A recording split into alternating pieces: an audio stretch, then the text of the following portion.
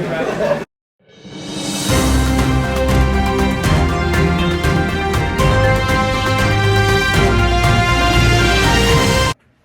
morning, America.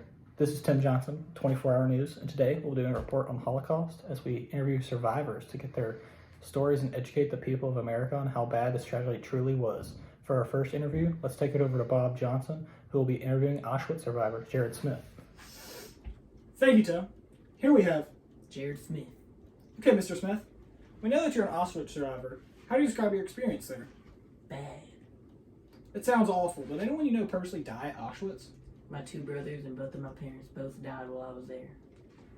How much of an impact would you say that had on you as a person? It changed my life completely. After the war, I grew up with no blood relatives left alive. I went from foster home to foster home. I could only imagine what life would have been like if they were still here. Well, audience, clearly losing these people changed his life, but they were only 4 of the 1 million Jews that were killed at Auschwitz. These 1 million Jews were a part of the 6 million Jews killed across all concentration camps.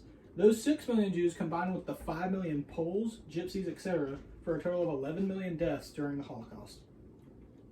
What are some other things you'd like people to know about your experience there? Even though the Holocaust was an awful experience, I still made friends like Elie Wiesel, the author, while we were in the barracks together. And that is a friendship that I will always be thankful for. Well, you see, here the stats here say that about 1,200 people were housed in these barracks, but only 700 could have fit. Does that sound fitting to you? That sounds very fitting to me. We were shoulder to shoulder almost every hour of the day. We were lucky to have any personal space. Well, that just sounds awful, but it looks like that's all the time we have here. Thank you for your time. Thank you for letting me share my story. Now back to Tim. Before we get to our next interview, let's look at some more Holocaust-related facts. First off, we have to understand that these camps were not made for killing ethnic groups. At first, they were made to house Hitler's political rivals and for the free labor it produced. After they morphed into extermination camps, they took little time to kill hundreds of thousands. In the end, Treblinka and Auschwitz combined for almost 2 million deaths. Some more interesting things about the latter of the two would be that only 10% of officers at Auschwitz were ever put on trial for what they did. The others just seemed to disappear. Speaking of disappearing, many Nazi officials seemed to do so after the war, including Heinrich Miller and Lorenz Hackenholt. Many Jewish people tried to escape the grasp of Nazi Germany. Let's give the camera back to Mr. Johnson on site as he interviews Justin Jenkins, a Jew that ran away to the Netherlands after the night of broken glass, or Christian Null. Down to you, Tim. Here we have. Justin Jenkins.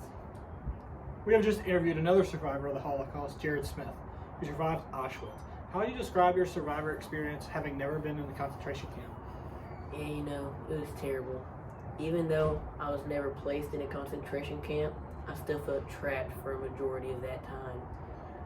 I had to hide in Prinsengracht 263 along with the Frank family, and I was lucky enough to leave before that house was invaded and they were all captured, but still, it was a traumatic experience for me.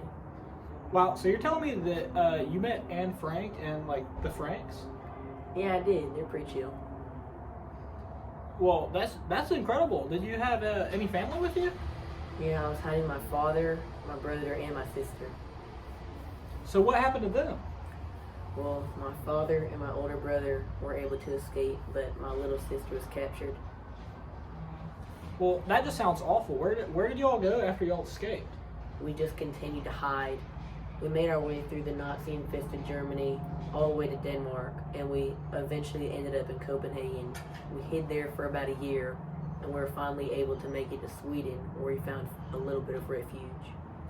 Well, that's amazing, but I think that's all we have today for this interview, as this concludes our show for today. Tune in tomorrow, same place, same time, same reporters. We'll be talking about the dance battle between Hitler and Stalin.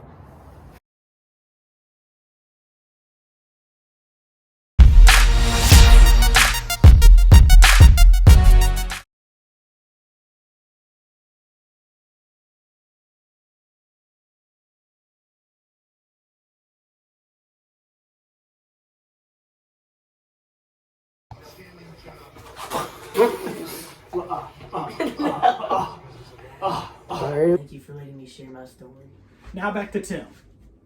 Let's go! Yeah! Ah!